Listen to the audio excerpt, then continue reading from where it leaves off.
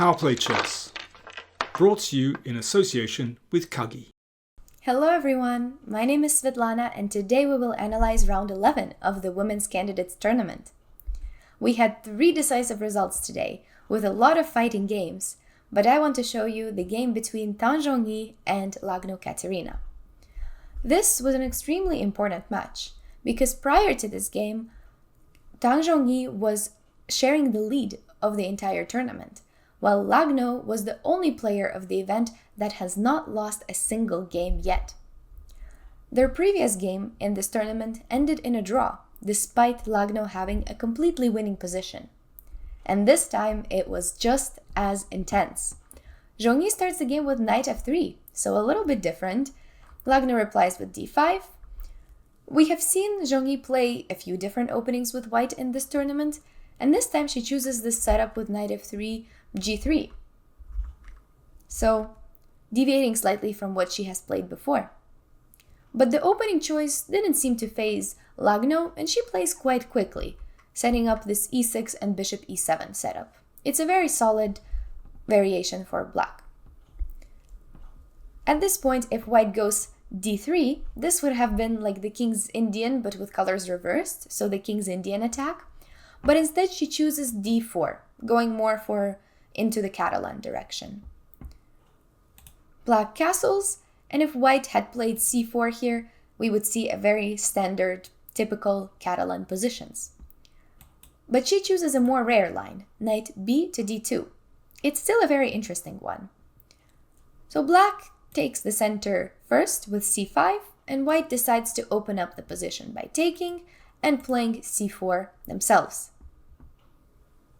Black goes knight c6, e3, and even though it was white who decided to go for the setup, she actually spends a little bit longer thinking in the opening than Lagno. So we can tell that both players are already playing more or less on their own, because both white and black start thinking at this moment. Black goes b6, trying to develop the other bishop. White does the same thing with b3.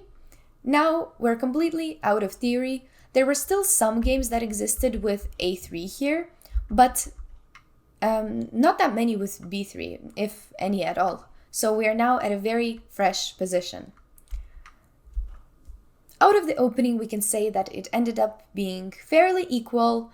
Both parties are developed and don't have that many weaknesses. The only big difference are these two bishops. Personally, I like white's bishop just because of the attacking prospects that it has, but black's position is still very solid. Black takes on c4, the knight takes. We could have even seen an endgame here right away with queen to d1 and rook to d1, but I get the feeling that both players were prepared to fight. They wanted to keep the position complicated with more winning chances, so Lagno goes for more of a fighting continuation by not trading the queens and plays queen to e7. I really like this next move by Zhongyi. She plays knight to g5. This move gives her a slight advantage. Even though it doesn't look like it attacks anything, it's a very good repositioning maneuver to e4. So if, for example, black plays h6, then white can actually give up this bishop for the knight, but take the e4 square and place the knight very well onto d6, for example. So black wants to prevent this from happening and plays e5. This was an interesting moment because white had a tactic here that didn't happen in the game. So white could have simply taken this pawn on e5, and after knight takes, bishop to b7, we actually win a pawn as white. So, for example, if queen to b7, bishop to e5, white is just up a pawn. I'm sure both of them saw it, but maybe there was something about the position that white didn't like. For example, rook to d8, and then knight to d3. Maybe she felt like she was giving too much initiative to the black pieces. I'm not sure, but this was one of the interesting continuations that could have simply left white up a pawn. But Zhongyi didn't end up going for it in the game. She keeps the position balanced, knight to e4, but it's about to get a lot more complicated over the next few moves. Black took the knight, bishop takes, rook d8, everything normal so far. But we see that this was a very fighting game because black is starting to play very actively. It seems like black gives up a piece here on c6. At least it looks like it at first glance. But this is just temporary, and black gains it back. So white first gives a check to put the king onto h8 and then takes this knight on c6. But the knight wasn't free. Black regains it after e4. So white can grab a pawn in the process, but then bishop is going to take on e4, and instead of this pawn, we gave black a very monstrous bishop on e4, which I don't think is really worth it for white at this point. So she just simply gives back the piece, moves away the queen, and black recaptures it with bishop to c6. We are now into the middle game. It's a very interesting middle game position. Objectively, the evaluation is equal, but black has a bishop pair against a bishop and a knight. For now, the bishop pair doesn't give black any advantage because the position is closed, and white's knight can end up being on a good square on e5, as we see in the next few moves. So overall, the position is balanced. The knight goes to e5, and the king goes to g8 because the king probably felt uncomfortable on this long diagonal here with this bishop. But this also has one sneaky threat. Black is actually threatening g5 to essentially trap the queen. So for this reason, white goes h4, trying to prevent that idea. Queen to e6. Now we see that white's pieces are under some pressure from these two active bishops. The queen feels a little bit stuck, and black also has a pretty good threat of bishop to d6 in the future. So she plays knight to c4, pretty much only move that she has in this position. Now if black were to take this knight, white has some queen to g5 ideas, attacking both the rook and the checkmate, and then recapture here on c4. But this would get a bit more simplified. So instead, bishop to e7 is what happened in the game by Lagno. White's last rook joined the game, now h6, still wanting to play g5 potentially. So the queen just gets out of there, doesn't want to be in that situation, and goes to c7. Black goes b5, the knight moves away, and we're soon nearing the critical moment of the game, which happened right here. Zhongyi plays rook to c5. This is a very critical moment because rook c5 is actually a mistake. There's a really beautiful idea here for black. I really want to give you a few seconds to try to solve it yourself. Think about what you would play for black. It is a really, really nice move that I hope you get to find. So stop the video, and when you're ready, I'll tell you the solution.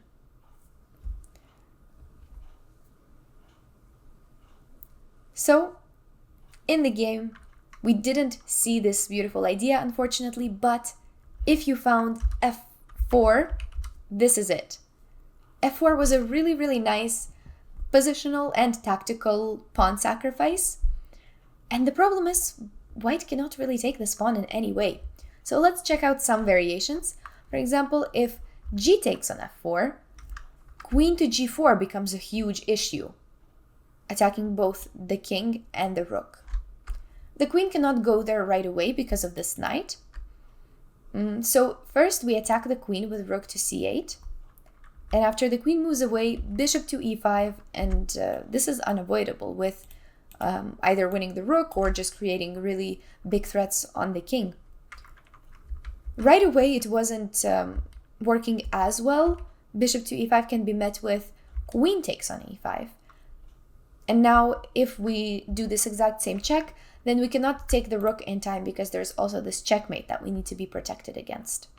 So this rook to c8 was a really important resource that maybe both of them missed, or one of them missed when calculating this, because rook to c8 was important in that line to get to that to get this tactic to work.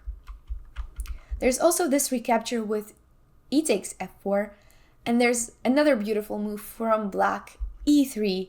So just completely clearing the path for that bishop and also for the queen to come to h3. And white's position just falls apart. There is essentially no choice for white to defend against all of these checkmates, so they have to take the bishop. And after queen takes g3, we do need to dance around with the queen a bit more to get this position to a winning one. But after a few precise checks, white has nothing to do. If they go, for example, I don't know, king here, then we can also just regain the material and gain even more. But black can essentially pick up all the pawns here and gets to a winning position in all of these lines. Whenever the queen invades, it's pretty much over for white. Really great move here with first one pawn sacrifice and then the second one. And white cannot do anything else. For example, if they go somewhere with a knight, then we're going to take on e3 very gladly. And even though white can win that rook on f8, let's say the king moves away, rook f8, the two pawns are really, really strong. The king is really weak. The position is once again going to be winning for black in all of these lines. After f4, there's no defense.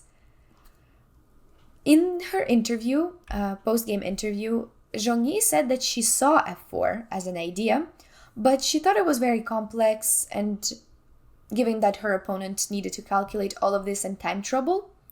Although this wasn't specifically time trouble yet, Lagno had 9 minutes and Zhongyi had 26 minutes. It really feels bad for Lagno to not play this in the game, because this was her last chance to turn the game in her favor. I'm pretty sure that she saw the idea because she's a very good blitz player, so the time should not have been an issue. But maybe it just happened that she saw ghosts somewhere, she didn't see rook c8, and decided to go for something safe instead of going for the unknown. That tends to happen when we're playing very high-stakes games. Maybe they just both didn't realize just how strong this f4 idea was.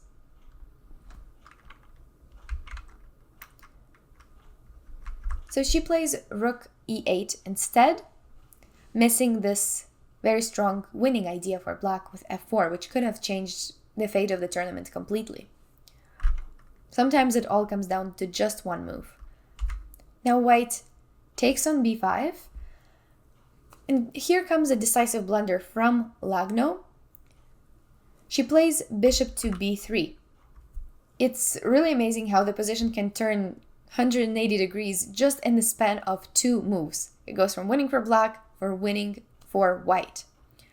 But I can kind of understand where she is coming from here. If we look at just the move, what does black play? If you look at the queen side, black already lost one pawn and is going to lose a second pawn with queen to a7. So you're just 2 pawns down on the queen side. You don't really have anything else to do on this side of the board other than this f4 idea, which in fact is still really good move. Doesn't win anymore, but it's still the right idea to go for. But if you didn't play it the move before, it's kind of unlikely that you will play it on the next move when it is less strong and when you removed your rook from there as well. The only other move that black had here was king to h7, but that essentially does nothing and is not really a human move to play, and you do need to follow it up with the f4 idea anyways. So that idea was really crucial in this game because bishop takes on b3, she tries to regain a pawn, but this leads to a completely losing position. So let's figure out why. First, white takes on d8, bishop takes, queen takes on a7, and bishop to d1. So, okay, we look at this position, we see that white is up 1 pawn, but why was this bishop b3 such a blunder? Well, it's the fact that this 1 pawn is a very strong one. It's an outside passer, it can essentially win white the game in any of the endgames that we trade into. And the funny part is that even if you take this exact position but remove the a2 pawn, this will still be winning for white. More for tactical reasons, because of the lack of coordination of the black pieces. So there's many ways to continue for white.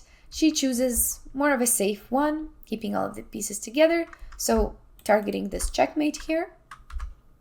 Bishop f6, making some trades, and queen to d7. So even this pawn ends up not making a difference because white ends up going straight after the king. Black gives a check and wins this pawn, but that is not enough because g4, so this bishop is essentially tied to protecting this rook, so it retreats to g6. Now after h5, bishop takes the rook, but white regains the rook with queen to e8. And this is a pretty important moment. Of course, white needs to not take that bishop, but instead go king to g3 to defend on f2 and avoid any sort of perpetual. Bishop to e6. Once again, we are in an ending where white is only up one pawn. But it's not just the pawn, it's the fact that the black king is under a lot of pressure and the attack is just massive and there is no defense. Knight goes to d4, queen e5, just shuffling around, coordinating the knight and the queen. And after a series of checks, we have a very nice touch here at the end with g5. The knight takes, king h6, and king to h4. That's the move that ended the game. It's a beautiful last move. The checkmate is unavoidable with queen to h8. Overall, it was a very intense game where both Lagno and Tan had their chances in a very complicated position. And with this win, Tan Zhongyi becomes the clear leader of the tournament. The other results of this round were also quite crazy. Anna Muzachuk and Lei Ting-jae made a very complicated draw with some missed chances. Humpy Canero won her game against Salimova, and Vaishali took down Garechkina, which was also a very interesting endgame. We have 3 more rounds to go. I hope we get to see even more intense games by the end when the stakes are higher. So, for now, bye-bye, and I'll see you soon.